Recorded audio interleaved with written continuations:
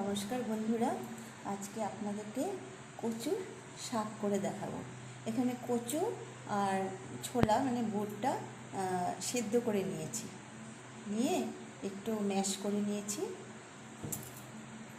আর এখানে সোমবারের জন্য কী কী লাগবে: তেজপাতা, শুকনো লঙ্কা আর আস্ত জিরে, আর এমনি কচুর শাকে লঙ্কা দেব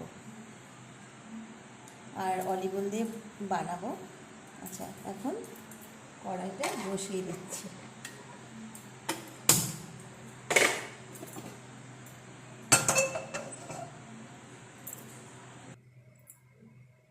এখানে তেল দিয়ে দিচ্ছি অল্প পরিমাণে।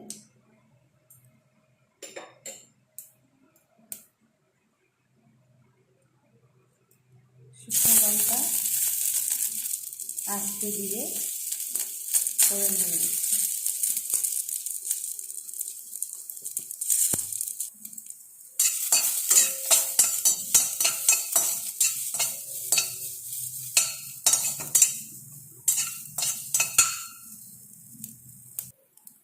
এখন শাকটা দিয়ে দিচ্ছি।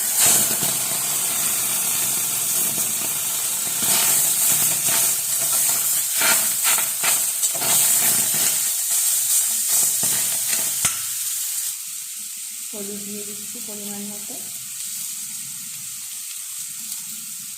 কচুটা সেদ্ধ করার সময় একটু নুন দিয়েছিলাম, তাই অল্প পরিমাণে নুনটা দিয়ে দিচ্ছি। কাঁচা লঙ্কা দিয়ে দিচ্ছি, ভালো করে নেড়ে নেড়ে।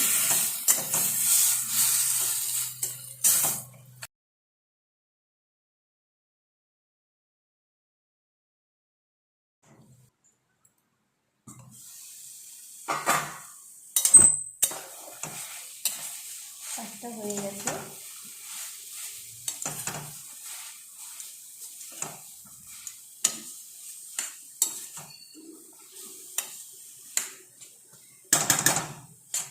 খুব সুন্দর সিদ্ধ হয়ে গেছে।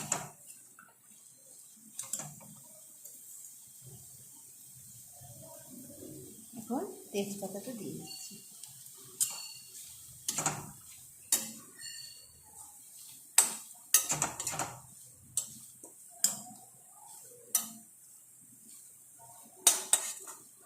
তেজপাতাটা কাঁচা তেজপাতাতেই আমি দিয়ে দিয়েছি, ভিতরে ঢুকিয়ে দিয়েছি, ফ্লেভারটা খুব সুন্দর আসবে।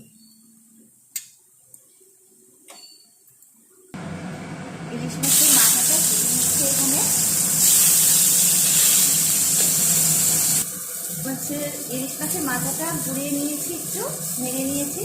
এখন শাকটা দিয়ে দিচ্ছি।